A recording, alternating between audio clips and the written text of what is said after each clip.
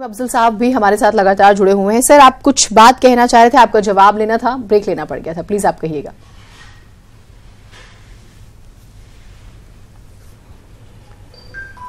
देखिए, मैं यहाँ पर सिर्फ किसी एक शख्स से बहस करना नहीं आया हूँ, जाहिर है, लेकिन उन्होंने एक बार सवाल उठाया कि तत्वों की बात करते हैं तो उत्तर प्रदेश का चुनाव बहुत भारी वोटों से जीते हैं। ये बात बिल्कुल सही है, बहुत भारी वोटों से जीते, लेकिन वो भी तो उत्तर प्रदेश के अंदर ही हुए थे चुनाव, 11,000, जिसके अंदर बीजेपी को 11% वोट मिला है। उसके बारे में आप क्या कहेंगे? जब आप विश्लेषण करते हैं तो आपकी अंदर इतनी ऑब्जेक्टिविटी तो होनी चाहिए कि अगर कांग्रेस में आपको सारी बुराइयां नजर आ रही हैं तो कम से कम भारतीय जनता पार्टी की भी एक आध कमी को बयान करते हैं। अमिताभ जी हमारे एग्जीक्यूटिव एडिटर हैं, मैं उनको डिफेंड नहीं कर रहा हूं अफजल साहब, लेकिन उन्होंने शुरुआत में ही कहा कि जब कोई दल जीतता है, भलाई नहीं नजर आ रही ना। आज जो जनता का जनादेश है, मैं उस पर टिप्पणी कर रहा हूं। ठीक है। और अफजल साहब, अमिताभ जी ने शुरू में कहा सीटें देगी, मैं कहूंगा कांग्रेस पार्टी के पक्ष में है जनता। लेकिन आप लोकसभा में 44 सीट पर हैं। कांग्रेस के इतिहास में कभी 44 सीट नहीं रही लोकसभा में कांग्रेस की, तब भी नहीं रही जब आपने सीताराम केसरी को 44 सीट पर होने के बावजूद 120 थी। प्रधानमंत्री और भारतीय जनता पार्टी का सबसे बड़ा निशाना आज भी हम हैं, क्योंकि सबसे बड़ा खतरा उनको आज भी हमसे ही है। ठीक है। शहनवाज हुसैन इसी बीच में हमारे साथ जुड़ गए हैं। अफजल साहब, शहनवाज हुसैन, बहुत स्वागत आपका हमारी इस चर्चा में और बहुत बधाई जिस तरीके से प्रदर्शन किया है भारतीय जनता पार्टी ने, और आप सरकार बनाने जा रहे हैं त्रिपुरा में, और जबरदस्त प्रदर्शन किया है आपने नागालैंड में भी, और बल्कि इन रोड्स आपने कुछ कामयाबी हासिल की है मेघालय में भी, तो इसके लिए बहुत बधाई। टिप्पणी क्या है आपकी, पहले शब्द?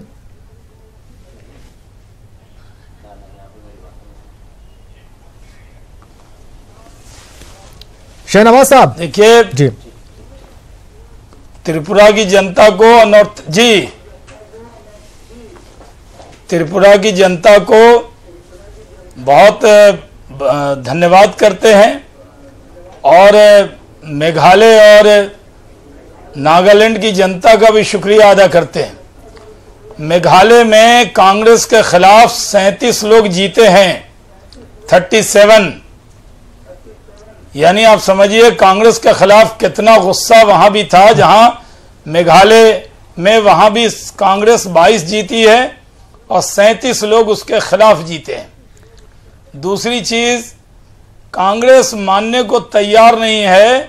हर चैनल पर कांग्रेस के नेता कहते हैं आप राजनीतिक पार्टी थोड़ी हैं, आप तो चुनाव जीतने की मशीन है। हम उनसे कहते हैं आप हारने की मशीन क्यों बन गए हैं? ठीक है। शहनवाज जी, मीम अफजल साहब हमारे साथ जुड़े हुए हैं। शहनवाज जी, कम्युनिस्ट मुक्त, बिल्कुल। मीम अफजल साहब, आपने शहनवाज जी को सुना, और क्या आप कहेंगे क्यों नहीं मान रहे हैं? जी, अस्सलाम वालेकुम मीम अफजल साहब।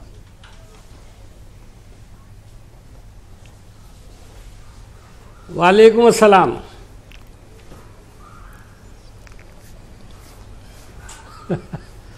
अफजल साहब, चलिए ठीक है। ग्रीटिंग्स के बाद जो है शहनवाज हुसैन साहब की बात का भी जवाब दे दीजिए। आप हारने की मशीन क्यों बन गए, ये कह रहे हैं हुसैन साहब?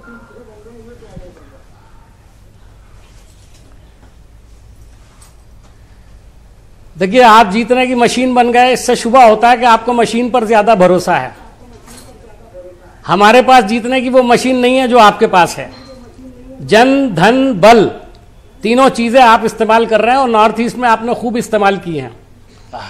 अच्छा हुआ कि आप आ गए।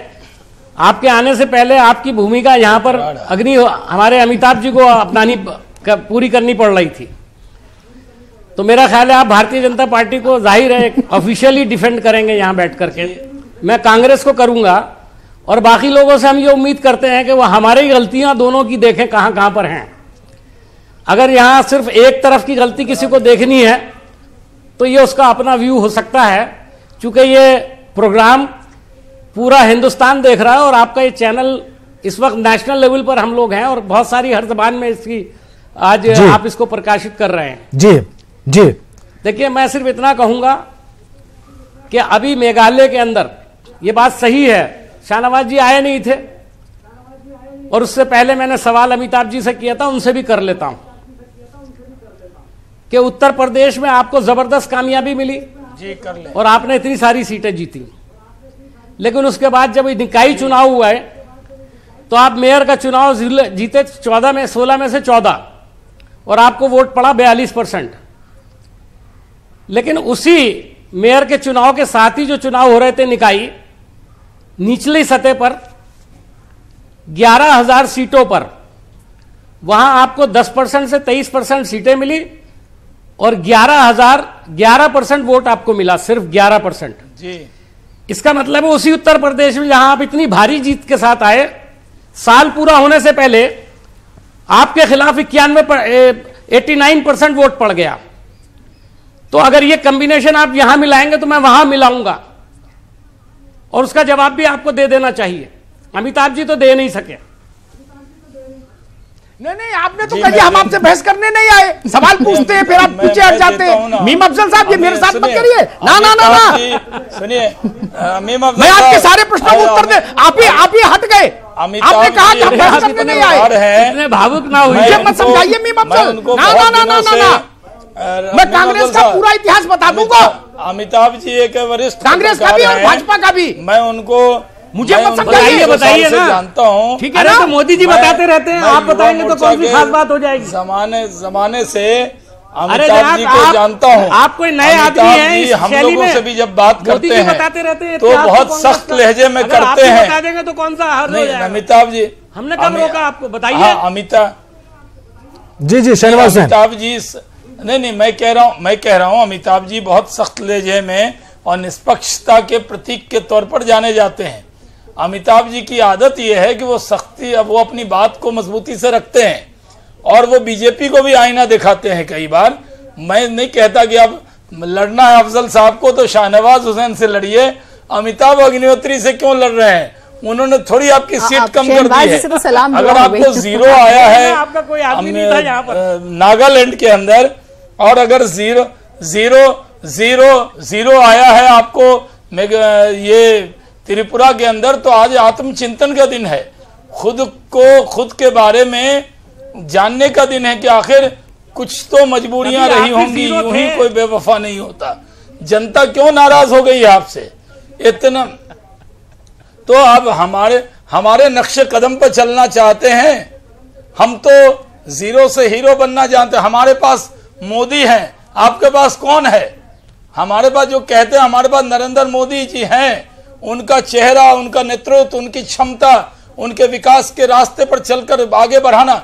अब बताइए मीम अफजल साहब, आपकी पार्टी नागालैंड में, जहां बड़ी तादाद में माइनॉरिटी के लोग रहते हैं, नागालैंड में भी आपको 0 सीट मिली। शायद 1 हो गया होगा, 0 था पिछले चैनल पर जब मैं बैठा था। तो आखिर आज सोचने का वक्त है। प्रधानमंत्री पूरे माइनॉरिटी के लोगों को कह रहे हैं, एक हाथ में कुरान, एक हाथ में कंप्यूटर, कह रहे हैं सबका साथ सबका विकास। वो कह रहे हैं नॉर्थ ईस्ट के लोगों को भी मुख्यधारा में लाएंगे। 70 साल आप हुकूमत में रहे, आपने नॉर्थ ईस्ट की कोई चिंता नहीं की। वो जब आते थे तरक्की देखते थे, गुजरात में तरक्की देखते थे, मध्य प्रदेश में, महाराष्ट्र में, तो उनको लगता था काश हमारे यहाँ भी बीजेपी आ जाए। जो 2% वोट वाली पार्टी थी आज 51% वोट ला रही है। फिर भी आप हमें मुबारकबाद नहीं देंगे? मैं गया था अगरतला कैंपेन में, मैंने देखा था कितना गुस्सा था वहां के लोगों को कांग्रेस के खिलाफ, कम्युनिस्ट पार्टी के खिलाफ। आज भारतीय जनता पार्टी वहां आज बड़े दिल से कीजिए। अफजल साहब तो सीनियर लीडर हैं, आप तो बड़े दिल से, जब आप 1 उंगलियां हमें दिखाइए लेकिन 4 आप भी तो देखिए कि आखिर क्या वजह है, इतनी नाराजगी क्यों हो रही है। और 2 बाई इलेक्शन के जीत जाते हैं, उस पर पूरी बीजेपी को कहते हैं खत्म हो गए। फिर अफजल साहब बड़े पत्रकार भी रहे हैं, एक बड़ा अखबार उर्दू का निकालते, सिर्फ नेता नहीं है, डिप्लोमेट हैं। उर्दू का अखबार 9 इनका मैं बचपन में पढ़ता था। अफजल साहब से जब मैं पहली बार मिला था तो मन में था, अरे अखबार 9 के एडिटर हैं, मालिक हैं, तो कितना, मैं तब से जानता हूं इनको। 1993 में मैं इनको मिला था, तब से जानता हूं। तो कम से कम आप अपनी पार्टी में आप जैसे लोगों की सलाह क्यों नहीं ले रही पार्टी? जैसी डिबेट, जैसे आप लोग प्रश्नोत्तर कर रहे हैं, वैसी अगर भारत में नॉर्म हो जाए, हुसैन साहब और मीम अफजल साहब, तब तो आनंद आ जाए। इतनी इज्जत एक दूसरे की। नागालैंड में भी आप 0 आएंगे, ये सोचकर मैंने भी नहीं कभी सोचा था कि आपकी पार्टी की यह हालत होगी। त्रिपुरा में आप 0 सीट आएंगे, और भारतीय जनता पार्टी आएगी तो आप हमें कहेंगे हम चुनाव जीतने की मशीन है। पूरा देश आज इस बात को देख रहा है कि हमारा नेता, हमारे प्रधानमंत्री और हमारे राष्ट्रीय अध्यक्ष फ्रंट फुट पर खड़े होकर लड़ते हैं। जीतते हैं तो जिम्मेदारी लेते हैं, हारते तो जिम्मेदारी लेते हैं। लेकिन आपके नेता जिम्मेदारी नहीं लेते। आप लोग यही कहते हैं आप चुनाव जीतने की मशीन बन गए। हम लोग सब लोग लगे, प्रधानमंत्री गए थे। ठीक है शहनवाज साहब, अब सुन लेते हैं मीम अफजल साहब को बहुत जल्दी से। मैं 4 दिन वहां लगा कर आया। जी जी जी जी जी शहनवाज साहब, मीम अफजल साहब को सुनते हैं। मीम अफजल साहब, मीम अफजल साहब, सीट नहीं होगी। मीम अफजल साहब, कोई मानता नहीं था इस चीज को, लेकिन जब वहाँ कुछ मीम अफजल साहब जवाब दें। ईटीवी से भी थे, न्यूज 18 से भी, जी जी, और वो लोग वहां पे थे उस दिन। और जब अमित शाह जी का रोड शो निकला तो ऐसा रोड शो तो उनका गुजरात में नहीं हुआ होगा जितना बड़ा रोड शो उन अमित शाह जी का। ठीक है शाहनवाज जी, आप प्लीज एक बार मीम अफजल साहब को भी सुन लीजिए। और भी हमारे साथ मेहमान है, माफी चाहेंगे आपको बीच में रोक रहे हैं। अफजल साहब प्लीज कहिए क्या कुछ, क्योंकि पुरानी यादें भी इसी मंच पे ताजा हुई हैं। गाली देंगे जनता उतनी ताकत से उनको मोहब्बत करेगी। जितना आप पॉजिटिव पॉलिटिक्स शुरू कीजिए, कम से कम इस चुनाव शायद आवाज जो है वो नहीं जा पा रही है। जी अफजल साहब जी।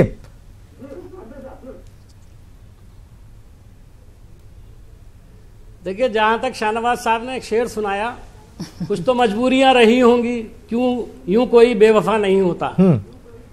इस शेर को मैं जरा सा चेंज करके आपको सुना देता हूं कि कुछ तो मजबूरियां रही होंगी, यूं कोई बावफा नहीं होता। अरे हमसे आज बेवफाई हुई है, आपसे बावफाई हुई है, तो उसकी भी कुछ मजबूरियां थी और हैं जो हो रही हैं इस वक्त। उसमें मैंने कहा ना आपको, एक बावफाई का जो बड़ा रीजन है वो है जन धन बल, जिसका आप प्रयोग पूरे चुनाव में हर जगह करते हैं। अभी मैंने आपसे सवाल पूछा था, उसका कोई जिक्र नहीं किया। यहां बताया हमको 0 आ गया। आप वहां पर 11% पर चले गए, 1 साल भी नहीं हुआ आपको उत्तर प्रदेश के अंदर, और 11% पर चले गए थे। उसका कोई जवाब आप नहीं दे पाते हैं। और आज जिमनी तनाव जो है आप मुसलसल हार रहे हैं। एक चुनाव के अलावा मुसलसल आप हार रहे हैं नॉर्दर्न इंडिया के अंदर। अभी आप नॉर्थ ईस्ट में बढ़ते हुए दिखाई दे रहे हैं, पीछे से आप सिमट रहे हैं। ठीक है, अच्छा पॉइंट अफजल साहब आपने, सिमटने का सिलसिला शुरू हो गया है। ठीक है, ये एक अफजल साहब आपने बड़ी महत्वपूर्ण बात कही कि उधर सिमट रहे हैं। नहीं, अमिताभ जी से पूछते हैं। अमिताभ जी, अफजल साहब जो कह रहे हैं कि कहीं बीजेपी इस तरह से जो फोकस कर रही है नॉर्थ ईस्ट पर 25 लोकसभा सीटों पर, कहीं उसके पीछे बीजेपी की यह रणनीति तो नहीं कि राजस्थान में, मध्य प्रदेश में, छत्तीसगढ़ में, यूपी में उनकी सीटें कम हो सकती हैं अगले लोकसभा चुनाव में, इसलिए इन 25 सीटों पर फोकस करके कंपेंसेट किया जाए 2019 में। अमिताभ जी देखिए, मैं मानता हूं उत्तर प्रदेश, राजस्थान, मध्य प्रदेश ये नॉर्थ ईस्ट से कंपेंसेट नहीं हो सकते जी। इनका इतना बड़ा वॉल्यूम है सीट्स का कि वहां से कंपेंसेट नहीं हो सकते। ठीक जी जी। शहनवाज साहब कुछ कह रहे हैं? शहनवाज जी कुछ कहना चाह रहे हैं? शहनवाज साहब,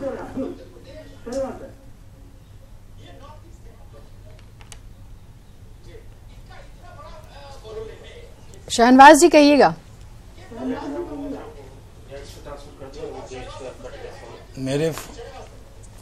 देखिए, एक तो मैं आपका टीवी देख के ही मैं आपके डिबेट को रिस्पॉन्ड कर पा रहा हूं क्योंकि आवाज नहीं आ रही थी। मैं अफजल साहब ने शेर को करेक्ट किया, इसलिए मैं भी एक शेर उनको करेक्ट करके सुना देता हूं। आप बेवफा थे इसलिए नजरों से गिर गए, उन्हें तलाश किसी बावफा की थी। आप जो हमें कह रहे हैं ना, हम बावफा हैं इसलिए वो हमें चुन रहे हैं, और आपने जो बेवफाई की है नॉर्थ ईस्ट के लोगों से, वो नॉर्थ ईस्ट के लोग उस बेवफाई का जवाब दे रहे हैं। अब मैं कहना चाहता हूं, ये तो पैनल बड़ा है, अमिताभ जी हैं, रवि जी हैं, और खुद जीनत को पहली बार मैं ईटीवी पे उनको यूपी पे बहुत बार सुनता हूं, अमिताभ जी के साथ जो इनका डिबेट होता है, तो मैं तो अमिताभ जी के निष्पक्ष तशरीह का कायल हूं। इसलिए हम जानते हैं कि वो हमें भी बहुत बार बहुत तीखा चुभता सवाल करते हैं। जब कभी वो सवाल करते हैं तो मुझे लगता है कि अभी अमिताभ जी कुछ चुभता हुआ सवाल करेंगे। और आज मैं कह सकता हूं आज मैं पहली कि बार ये जो अफजल साहब ने कहा ना कि हम लोग हार गए वो चुनाव में, अमिताभ जी अब के कांग्रेस ये हो गई है। तो अभी मैं लोहिया जी को पढ़ रहा था, बस एक ही तरफ की बात है तो उनके हर तकरीर में देख रहा था, कह रहे थे हमारा वोट बन रहा है, हम यहाँ नगर निगम जीत गए हैं, यहाँ नगर पालिका जीत गए हैं। जो काम 50 साल समाजवादियों ने किया और वही, और हमारा वोट परसेंटेज बढ़ रहा है, हम चुनाव हारे हैं, हिम्मत नहीं हारे हैं। तो ये कम से कम लोहिया जी और समाजवादी पार्टी उस वक्त ये बयान कहती थी। लेकिन कांग्रेस चुनाव हारने को भी कबूल नहीं करती, ये दिक्कत है। आप ये नगर निगम नगर पालिका के चुनाव को, ठीक है, ये इल्जाम है आपका कि कांग्रेस कबूल नहीं करती, कांग्रेस ने तय कर लिया। ठीक ठीक ठीक शहनवाज साहब, आप कह रहे हैं कांग्रेस कबूल नहीं करती। रविशंकर रवि जी, थोड़ा सा हम लोग पूर्वोत्तर पर वापस आते हैं, बात उत्तर प्रदेश की और बार बार घूम के जा रही है।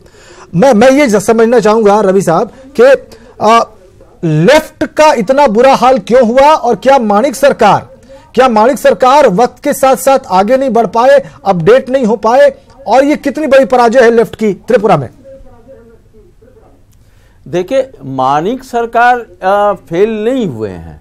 माणिक सरकार हुआ ये है त्रिपुरा में कि जो माकपा की जितनी विरोधी ताकतें थीं, कांग्रेस और तृणमूल कांग्रेस के जो लोग थे, उसको भाजपा ने अपने साथ मिला लिया और भाजपा ने जितनी आक्रामक रणनीति के साथ वहां काम किया, इस बात को सीपीएम के लोग ये समझ ही नहीं पा रहे थे कि भाजपा यहां पर इतनी बड़ी ताकत के रूप में उभर सकेगी।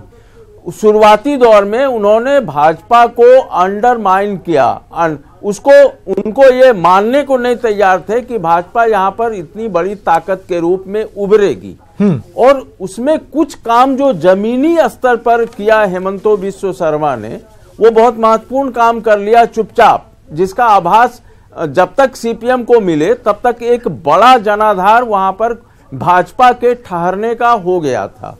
दूसरी बात ये जो कांग्रेस की बात उठ रही है, एक समय में था कि पूर्वोत्तर यानी कांग्रेस के अलावा कोई दूसरी पार्टी थी ही नहीं। लेकिन असम आंदोलन के बाद जब यहां पर क्षेत्रीय आंदोलन शुरू हुए तो हर राज्य में एक एक क्षेत्रीय मजबूत पार्टी बन गई, चाहे वो असम में एजीपी हो, मिजोरम में एमएनएफ हो, जोरामथांगा के नेतृत्व में मणिपुर पीपुल्स पार्टी थी। लेकिन कांग्रेस के केंद्रीय नेतृत्व ने हमेशा, ये सच है कि पूर्वोत्तर को इन्होंने इग्नोर किया। यहां तक कि जो कांग्रेस के छत्रप थे नॉर्थ ईस्ट में, उनको भी महत्व नहीं दिया गया। और देखिए, जो जमीर जैसे नेता, जो इतने ताकतवर नेता नागालैंड में थे, उनको इन्होंने गवर्नर बनाकर बाहर भेज दिया। रवि जी, माफी चाहूंगी बीच में रोक रही हूं, तो क्या इसमें हम ये मान के चलें कि नॉर्थ ईस्ट के लोगों ने भी ये समझ लिया, अब जैसे कि हमने पहले भी चर्चा में जिक्र किया था, और चाहे इंडियन इकोनॉमी वहां तक पहुंच गई है अब मौजूदा सरकार में, सेंटर का बहुत बड़ा रोल होता है कम से कम नॉर्थ ईस्ट में, उनके डेवलपमेंट में। हॉस्पिटैलिटी इंडस्ट्री का हम जिक्र करें, वहां से अब खिलाड़ी निकल रहे हैं, उनका सम्मान का जिक्र करें, आपने आसियान देशों का जिक्र किया था और वो भी बहुत महत्वपूर्ण है। तो कहीं ना कहीं ये चीजें डेवलप हुई, भरोसा हुआ, और वहां के लोगों को एम्प्लॉयमेंट चाहिए, उनको सड़कें चाहिए, पानी चाहिए। पहले कांग्रेस सेंटर में थी, स्टेट में भी होते हुए डेवलपमेंट वो नहीं हुआ जो मौजूदा सरकार ने फेथ गेन किया, और शायद उसका नतीजा है ये। जीनत जी, आप बिल्कुल सही कह रही हैं कि इस सरकार के आने के बाद जो लंबित योजनाएं थी, 25-25 सालों से वो योजना लटकी हुई थी, इस सरकार ने आने के बाद ये काम तो किया कि उन योजनाओं के लिए पर्याप्त पैसा दिया। आज जो भाजपा को लाभ मिला है अगरतला में, उसकी एक बड़ी वजह थी जो छोटी लाइन को जो बड़ी लाइन बदलने का काम था वो लटका हुआ था विभिन्न कारणों से। इंसर्जेंसी भी उसमें एक बड़ा कारण था। आज राजधानी जैसी ट्रेन अगरतला में बैठते हैं और अगरतला का आदमी सीधा दिल्ली पहुंच रहा है, इसका लाभ भाजपा को मिला है।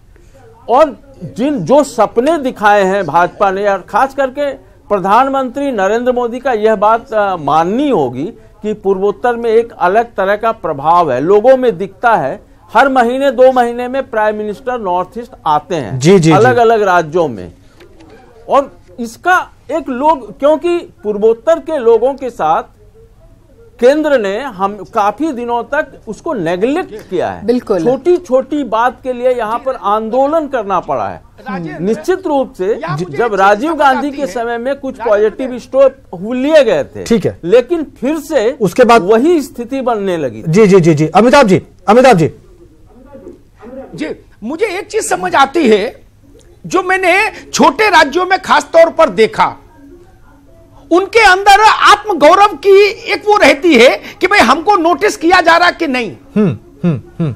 इस बार जो 3 चुनाव थे, नागालैंड, मिजोरम और त्रिपुरा, नहीं, नागालैंड, मेघालय और त्रिपुरा, यहां लोगों ने एक बात अजब सी कही।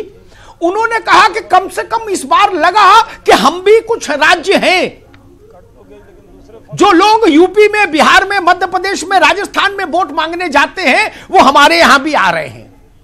ठीक है, ठीक है, ठीक है। जी, भारत का प्रधानमंत्री, तमाम मंत्री, बड़े नेता, महत्वपूर्ण बात, हम लोगों ने महत्वपूर्ण बात अमिताभ जी, आपको रोक रहा हूं मैं क्योंकि मुझे एक ब्रेक लेना है, लेकिन ये जो बात आपने उठाई है इस पर दोनों ही दलों के नेताओं से हम चर्चा कर लेंगे इस छोटे से ब्रेक के बाद।